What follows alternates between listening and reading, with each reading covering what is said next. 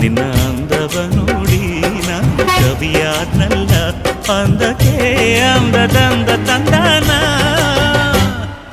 ಅಂದದ ಬೊಂಬೆಗೆ ಗಂಧದ ಶೃಂಗಾರ, ಗಂಧದ ಬೊಂಬೆಗೆ ಹೂವಿನ ವಯ್ಯಾರ.